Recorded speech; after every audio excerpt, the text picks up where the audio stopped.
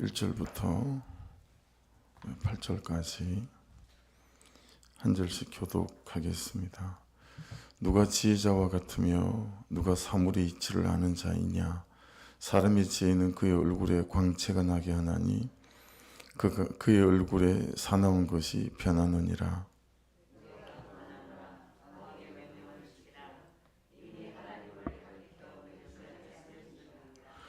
왕 앞에서 물러가기를 급하게 하지 말며 악한 것을 일삼지 말라.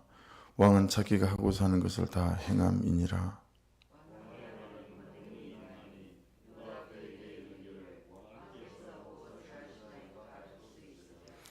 명령을 지키는 자는 불행을 알지 못하리라. 지혜자의 마음은 때와 판단을 분별하나니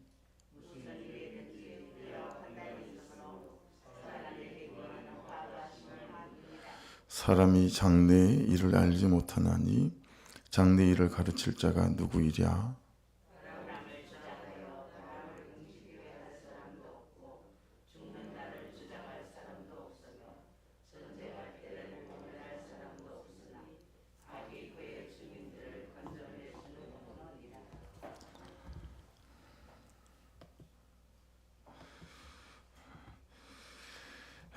일절 말씀해 보시면 누가 지혜자와 같으며 또 누가 사물의 이치를 아는 자이냐. 그 사물이라고 하는 건 이제 다바르라고 하는 건데요. 어떤 일도 될 수 있고 또 어떤 사건들이 될 수도 있습니다. 또 내 삶에 일어난 어떤 문제, 굉장히 다양한 뜻의 문맥에 따라 다양하게 쓰임받는 단어이고 또 해석이 가능한 그런 단어입니다. 이치라고 하는 단어가 나오죠. 페스르라고 하는 해석입니다. 해석. 그러니까 우리 삶에 어떤 일이 일어나고 또 어떤 사건이 벌어지고 내 삶에 어떤 문제가 일어났을 때 어떻게 해석하느냐에 달려있다라고 하는 것입니다. 우리는 어떤 일들이 벌어지면 그 현상에 되게만 이제 집중하지만 이제 우리 말씀을 따라가는 우리는 이걸 이제 어떻게 해석할 거냐라고 하는 게 너무 중요하다라고 하는 거죠.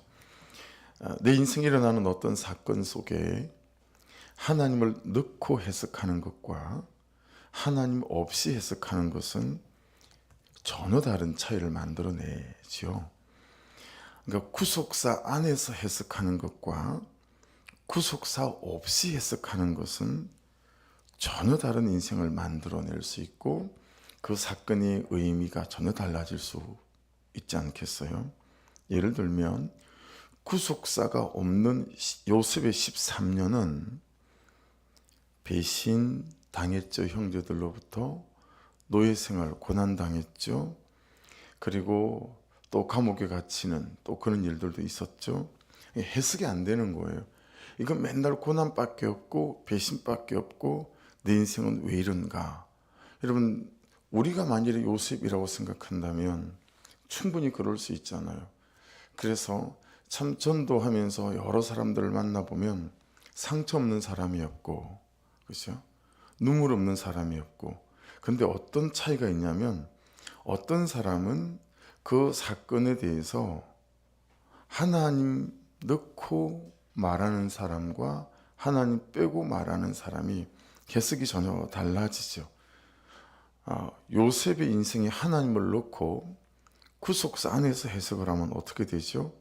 그야말로 하나님의 물레 위에서 하나님께서 특별한 계획을 가지시고 요셉을 만들어 가시는 하나님의 광야 학교 같은 거죠.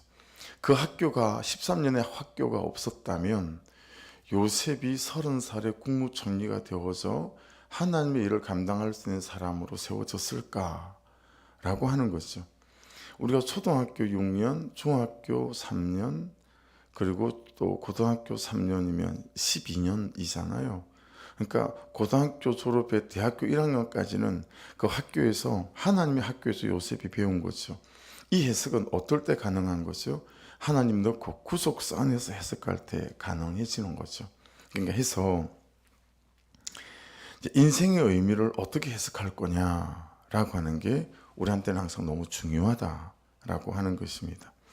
그래서 내 존재에 대해서 내가 누구인지, 그래서 항상 제가 말씀드릴 때 우리가 미운 오리 새끼가 아니고 백조다라고 말씀드리잖아요. 내가 무엇을 해야 되는 사람인지, 이 사건을 통해서 하나님께서 내게 무엇을 말씀하기 원하시는지, 그리고 내가 어떻게 살아야 하는 사람인지 전부 다 해석이죠.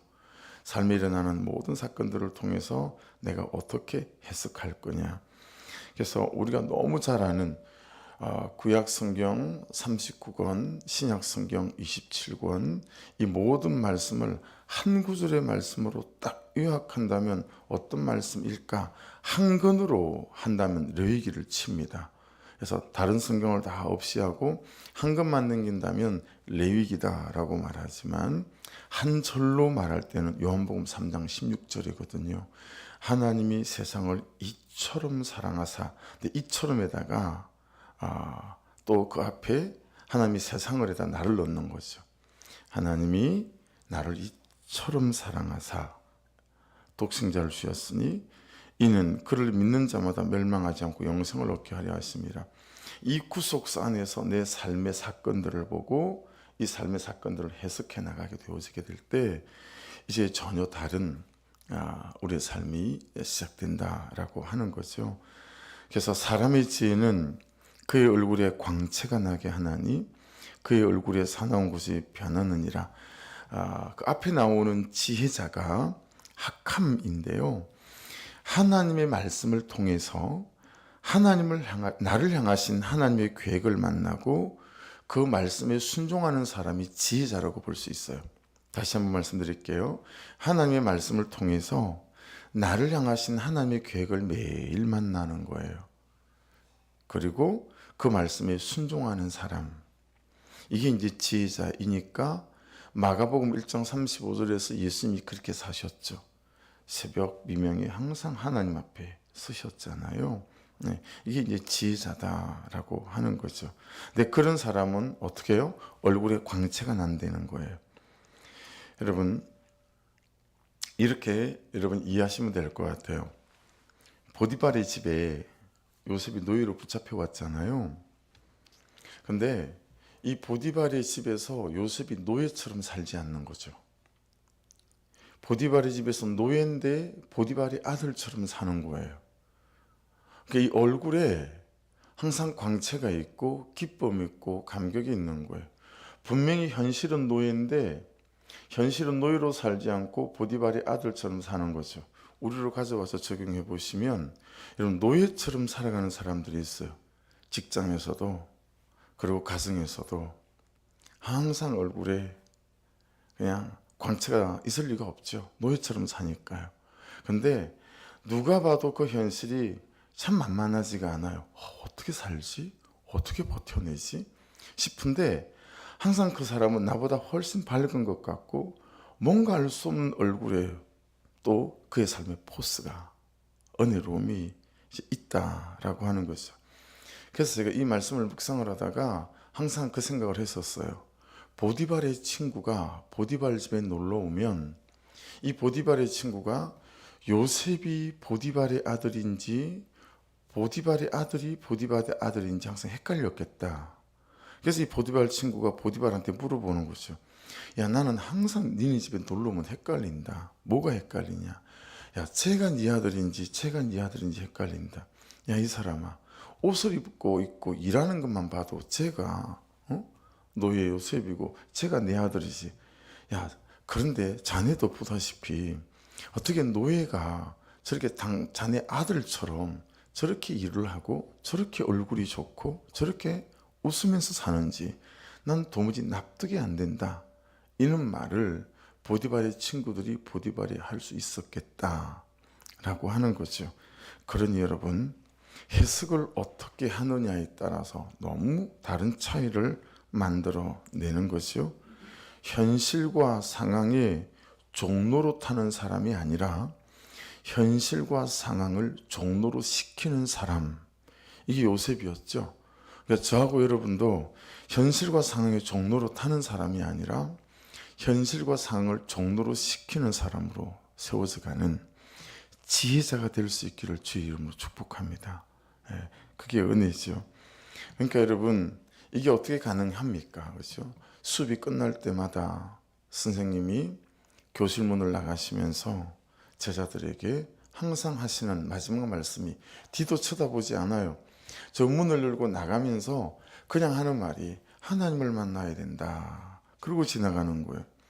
이게 이제 하루 이틀이면 쉽게 들을 텐데 한 달, 두 달, 세 달 계속 문을 열고 나가시면서 그 말을 하니까 하루는 그러는 스승님을 붙잡아서 학생이 물어보는 거죠. 제자가, 저 스승님, 하나님을 만나야 된다고 하는데 어떻게 하면 하나님을 만날 수 있습니까? 라고 물은 거죠. 그 스승님이, 야, 하나님을 갈망하면 된다. 그렇게 대답을 바꿨어요. 그리고 그때부터는 또 몇 달 동안 나가면서 계속 하나님을 갈망해야 된다. 이러고 나가는 거예요. 어느 날 제자가 또 붙잡고 물었다는 거 아니겠어요? 하나님을 갈망한다는 게 어떤 겁니까? 여러분, 하나님을 갈망한다는 게 어떤 거죠? 우리가 삶에 참 분주하잖아요.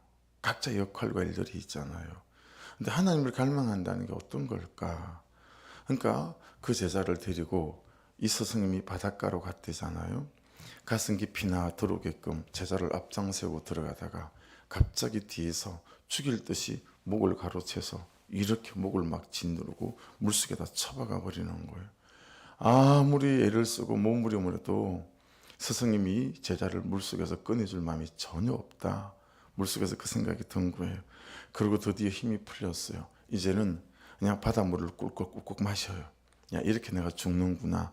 그런 생각이 드는 찰나 몸에 힘이 쭉 빠진 제자의 느낌을 하니까 스승이 물 바깥으로 쑥 끄집어 올린 거예요. 그리고 그랬답니다. 너 하나님을 갈망한다는 게 어떤 건지 물었지. 네가 물속에서 그렇게 살고 싶어서 발버둥 친 거 있잖아. 그게 하나님을 갈망하는 거야. 그만큼 간절한 마음으로 주를 구하고 주를 찾을 때 그게 갈망한다는 마음이니까 그렇게 하나님을 갈망해 보거라 라고 가르쳤대요. 어쩌면 어제 우리 주제였던 것처럼 가만히 있는 자와 몸부림치는 자라고 보게 될 때 그렇게 하나님을 갈망하게 되어져서 하나님 그분이 내 존재 속에 있을 때 이 현실과 상황을 종로로 시키는 사람으로 살아갈 수 있겠죠. 그게 결국은 지혜자 아니겠습니까? 그죠? 그래서 하나님을 만난 감격 외에는, 하나님과 동행하는 것 외에는 우리의 근심과 염려가 약재료가 되어져서 오히려 감사와 감격으로 살게 하는 삶은 있을 수가 없죠. 그래서 여러분, 이 하나님을 만난 감격으로 매일 말씀 안에서 동행하셔서 여러분에게는 근심과 염려들이 약재로 되어지고 오히려 감사와 감격으로 살게 하는 그런 은혜가 있기를 주의 이름으로 축복합니다. 그러니까 얼굴빛, 마음빛은 거기에 달려 있는 것 같아요. 여러분, 마음빛이 좋아야 얼굴빛이 좋잖아요. 마음빛이 좋지 않은데 얼굴빛이 좋을 수가 없죠. 근데 마음빛이 어떻게 좋아졌죠? 이 마음 안에 그 하나님 그분과의 말씀과의 동행. 그래서 여러분, 어떤 때는 그런 생각을 해요. 항상 제가 말씀을 따라가는 것 같지가 않아요. 왜냐하면 말씀을 따라갈 만하게 내 감정과 내 상황이 별로 편치가 않아요. 그래서 어떤 때는 말씀이 나를 떠밀려 가는 것 같아요. 말씀이 나를 떠미는 거예요. 그러니까 그냥 떠미니까 한 걸음 털썩 가고 또 떠미니까 한 걸음 털썩 가고 그런 느낌들 없으세요? 너무 지쳐가지고 한 걸음도 못 갈 것 같을 때, 이 남자들은 군대 행군해 보면 알거든요. 한 40km 되는 거 메고 행군해 보면 마땅치가 않아요. 밤을 새워서 행군을 하고 그러다 보면 진짜 안 가고 싶죠. 안 가고 싶죠.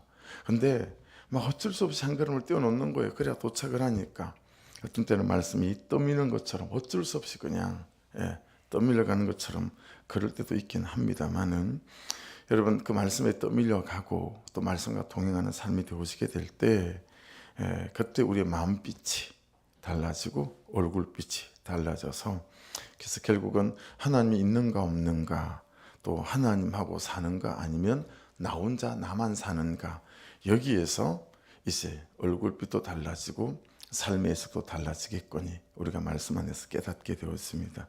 그래서 2절도 이렇게 말씀하세요. 4절까지를 다시 읽어볼게요. 내가 고나노라. 왕의 명령을 지키라. 앞에 말씀을 해석했으니 이 말씀이 해석되죠. 내가 고나노라. 왕의 명령을 지키라. 이미 하나님을 가리켜 맹세하였음이니라. 왕 앞에서 물러가기를 급하게 하지 말며 악한 것을 이삼지 말라. 왕은 자기가 하고자 하는 것을 다 행함이니라.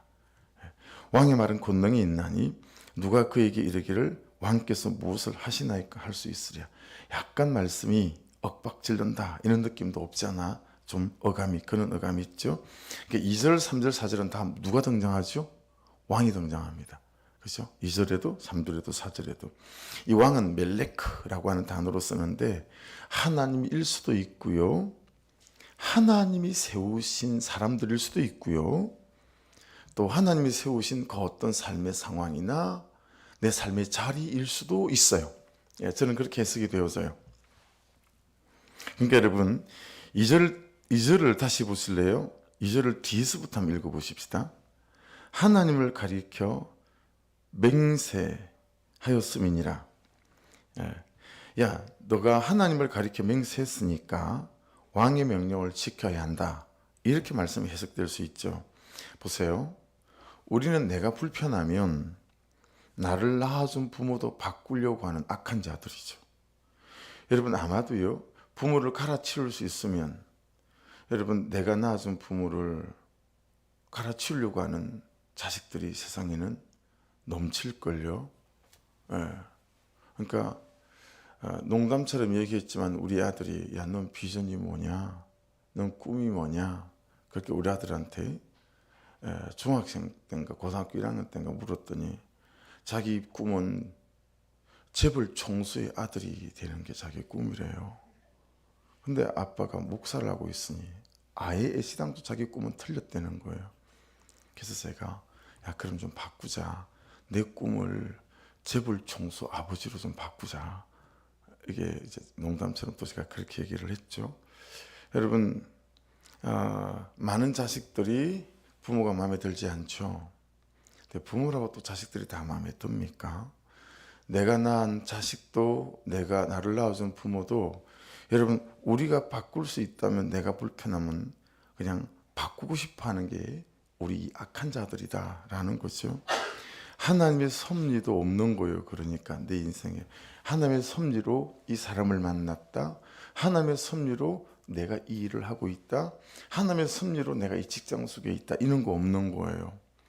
내 인생에 하나님의 계획도 없는 거예요.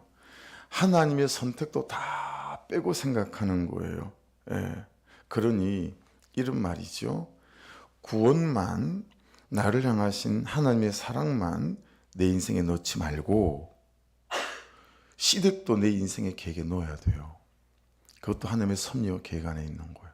시부모님도 내 인생의 계획 속에 넣어야 해요. 직장에 나를 괴롭히는 상사, 그리고 참 일만 시키는 것 같은 이 직장, 지금의 나의 현실, 모든 삶의 무게조차도 하나님의 섭리와 계획 안에 넣어라. 할렐루야. 그게 말씀은 맞대는 거예요. 왜냐하면 하나님의 섭리와 하나님의 계획하심이 있기 때문에 라고 하는 것이죠. 그러면 성경 안에 예를 한번 보십시오. 그는 예로 수두룩해요. 여러분 사울 왕은 자신을 향한 하나님의 계획 안에 하나님이 이 사울의 계획 안에 인생 안에 누굴 넣었어요? 다윗을 넣었거든요. 그런데 사울 왕은 일생을 자신의 삶에서 다윗을 빼내고 싶어서 다윗을 죽이고 싶어서 몸부림을 쳤어요. 이해되시죠? 사울은 자기 인생 속에 다윗이 있으면 안 돼요. 어쨌든 얘를 죽이든지 제거하든지 빼내야 되는 거예요. 하지만 그렇게 자신을 못 죽여서 안달인 사울 왕을 다윗은 하나님께서 자신의 인생과 삶의 계획 안에 하나님이 주신 사람이라고 하나님을 믿었습니다. 그러니 두 번이나 죽일 수 있을 때도 사울 왕을 절대 죽이지 않죠. 왜냐하면 하나님께서 내 인생 속에 사울 왕을 넣으셨다라고 하나님을 믿기 때문이에요. 그래서 사울 왕 때문에 다윗이 연단받지 않습니까? 그러니까 철저히 다윗 때문에 수고한 사람이 사울 왕이에요. 그렇죠? 근데 우리가 이게 이제 안 되는 거죠. 저도 이게 잘 안 되고 여러분도 이게 잘 안 될 수 있는 거죠. 그러니까 여러분, 내 주변에 어떤 사람이든지 하나님의 섭리 속에서 여러분이 이 교회를 만났어요. 하나님의 섭리 속에서 내 배우자를 만났어요. 하나님의 섭리 속에서 내 가족으로 우리가 만난 거예요. 할렐루야. 그 하나님의 섭리와 계획 안에 내가 있고 내 삶이 있다는 명백한 구속사 안에 내가 서 있지 않으면 사울왕처럼 일생 동안 그 인간과 갈등하고 그 인간과 미워하고 이러느라 내 삶이 다 그거 하느라 내 인생을 다 낭비해버려요. 그거 하느라. 그 원수 대적인 사울왕과 함께 사는 것이 다윗에게는 하나님을 인정하는 삶이었습니다. 하나님을 인정하는 게 별게 아닙니다. 내게 주신 그 사람을 인정하는 것이 하나님을 인정하는 것이고, 내게 주신 그 현실과 사건을 인정하는 것이 여러분 하나님을 인정하는 삶이다 라고 하는 것이죠. 남편, 아내, 부모, 가족, 또 어떤 사람, 이 사건 저 사건, 이 고난 저 고난, 이 아픔 저 아픔, 이 사람들, 이것들과 함께 사는 것이 하나님을 인정하는 삶이다 라고 하는 것이죠. 그런데 우리는 어떻게 하죠? 도망갑니다. 아니면 그를 도망가게 하죠. 둘 중에 하나예요. 내가 도망가거나 그를 도망가게 만들거나 안 합니다. 그 사람을 내 인생에서 빼내는 것에 인생을 겁니다. 그 사람도 이 사건도 나를 향하신 하나님의 계획의 일부입니다. 저주 아닙니다. 거절받은 것 아닙니다. 하나님 그분에게. 하나님 그분께서 나를 제외시킨 거 아닙니다. 오히려 여러분 하나님 안에 저와 여러분이 서 있다면 삶의 무게, 고난의 무게가 좀 더 크면 클수록 어쩌면 여러분과 저를 향하신 하나님의 계획이 더 클 수도 있습니다. 할렐루야. 꼭 이런 말은 하면 안 하시더라고. 그래서 하나님의 계획 속에 저와 여러분이 항상 있음을 잘 기억하는 게 너무 중요하겠죠. 5절을 보십시오. 5절에 무슨 말씀이 있어요? 명령을 지키는 자는 불행을 알지 못하리라. 지혜자의 마음은 때와 판단을 분별하나니. 여기 불행이라고 하는 것은 이제 가장 많이 쓰이는 단어 중에 하나, 라라는 한자, 외자입니다. 라. 이게 나쁜 것, 악한 것 이런 뜻을 갖고 있어요. 그러니까 이런 거죠. 명령을 지키는 자는, 이 명령은 샤마르잖아요. 다른 말로 계명을 지키는 자는 이렇게 말할 수 있습니다. 계명을 지키는 자는 빼내려 하지 않고 그 사람을 사랑할 힘을 달라고 하고 받아낼 수 있는 이 사건을 받아낼 수 있는 이 현실을 받아낼 수 있는 은혜를 달라고 구하는 자는 그 사람의 일이 나쁜 것이다, 악한 것이다 그렇게 말하지 않는다. 그렇게 생각하지 않는다 라고 하는 의미가 내포되어져 있죠. 그러니 내게 주어진 삶의 현실에 그 사람에 대하여 미리 염려하여 넘겨짚지 말고요. 맡겨진 삶이 임무가 싫어하는 것이라는 이유로 발을 빼지 말아라 라는 거예요. 내 스타일 아닌데. 이런 남자들은 이제 내가 원하지 않는 삶의 지경에 이제 처할 때가 군대 같은 데 가면 이제 그런 경우 많거든요. 하필 고참이, 하필 동료가 별의별 사람들이 다 있으니까요. 진짜 별의별 사람을 다 만나니까요. 직장 동료도 그런 사람들이 있을 수 있잖아요. 별의별 사람들을 다 만나니까요.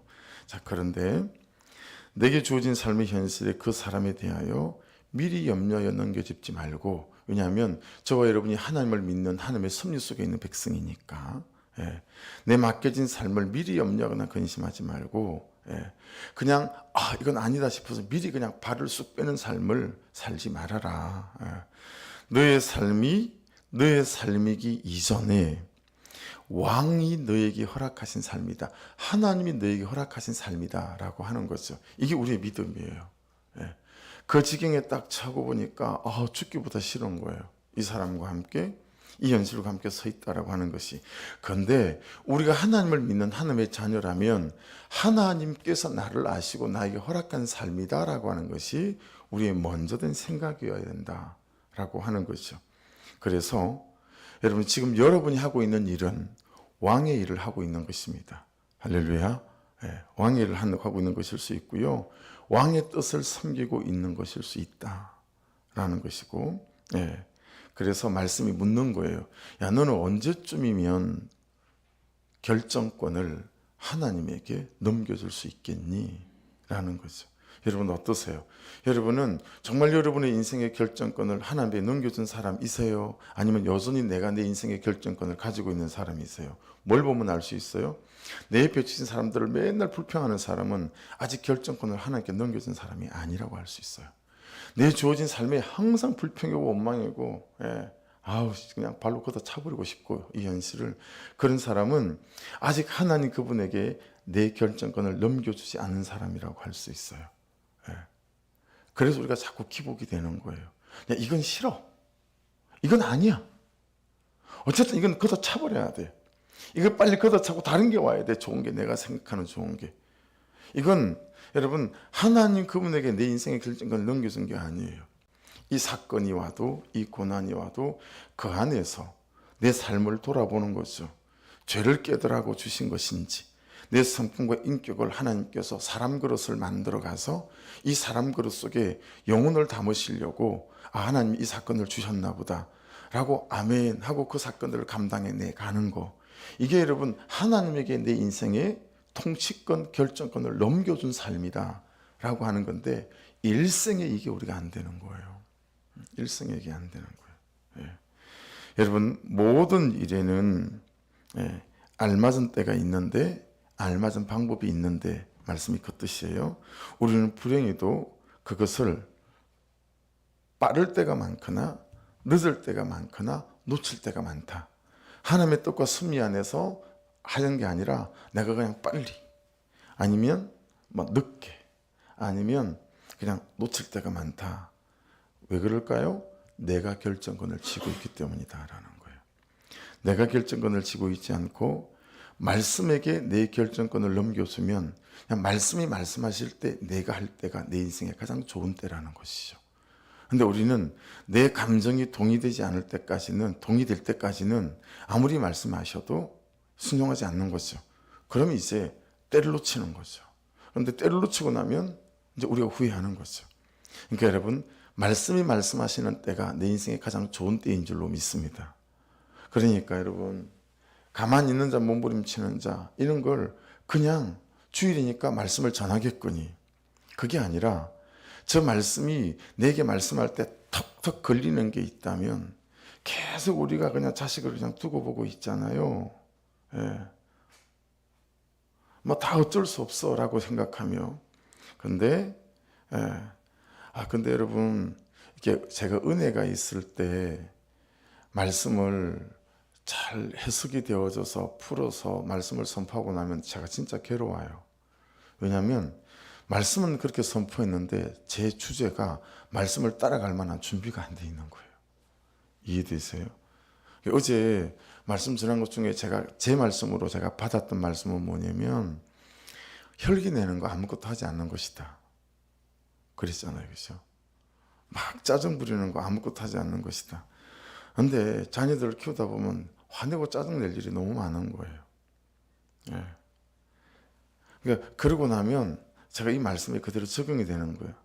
그러니까 아무것도 하지 않는 거죠. 자녀를 위해서 내가 하는 것은 내가 십자가 지는 적용을 하는 것인데, 십자가 지는 적용은 안 되고 혈기 내는 적용만 되는 거예요. 그래서 어제도 말씀을 전하고 오후에 아들하고 한 판 뜨고 막내하고 한 판 뜨고 2판을 떴거든요. 할렐루야. 그랬다고요.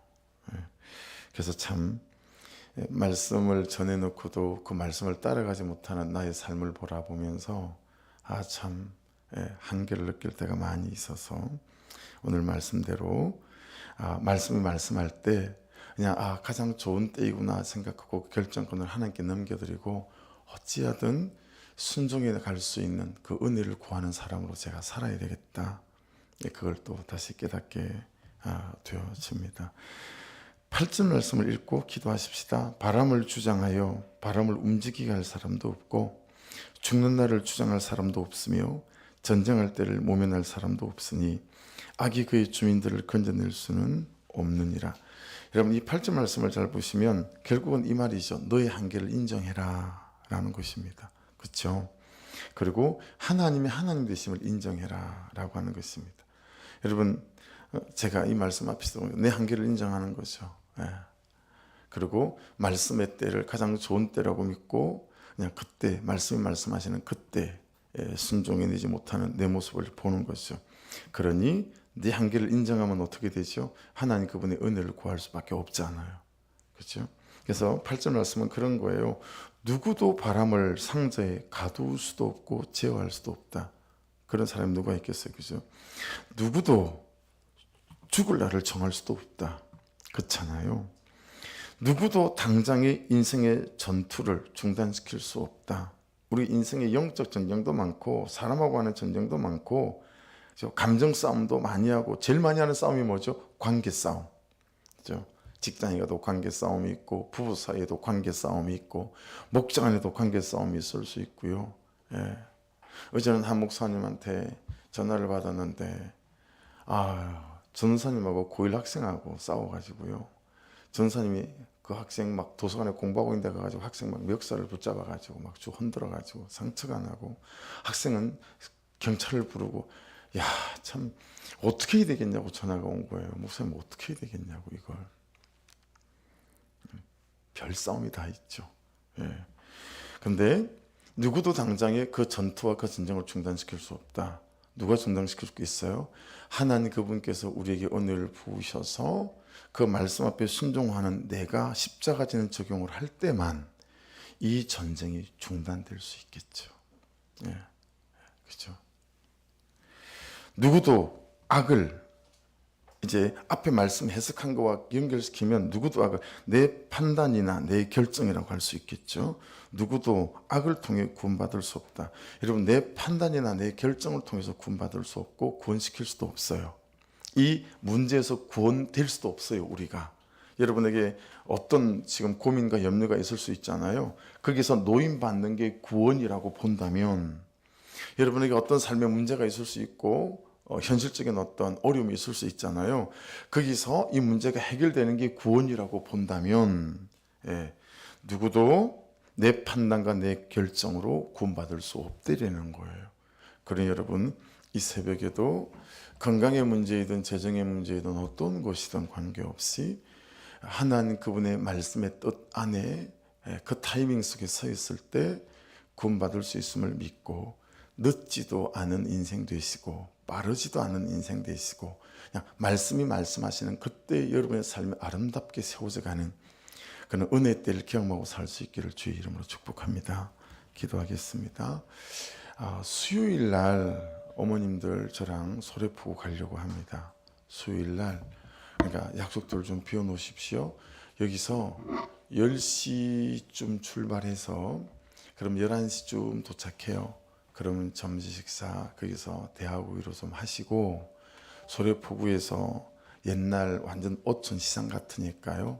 구경도 하시고 뭐 조개도 좀 사실만 하면 좀 사시고 그렇게 하고 올게요. 그러니까 10시 한 10분 이 정도 출발할 거니까 어머님들은 그리고 또 다른 새벽에 못 오신 어머님들한테도 연락 두루두루 하셔서 좀 다들 좀 코로나 때문에 예배 못 나오신 분들도 같이 갈 수 있으면 좋겠다 싶습니다. 많이 걸리지 않아요. 1시간 정도 걸리니까 그 정도 타고 가셔서 저랑 같이 그렇게 시간 좀 보내고 가을인데 단풍구경도 좀 가고 해야 되는데 코로나 때문에 하도 묶여 계셔가지고 어머님들이 저랑 발음 좀 쐬고 오겠습니다. 네, 또 교회에서 나가는 거니까요. 오며 가는 길들을 위해서 중보해 주십시오. 기도해 주시고 또 이 자체도 영혼을 살리고 또 예배로 초청하는 일들이 될 수 있도록 또 기도해 주시기를 부탁을 드립니다. 우리 주여 한번 부르고 같이 기도하겠습니다. 주여 하나님 감사합니다.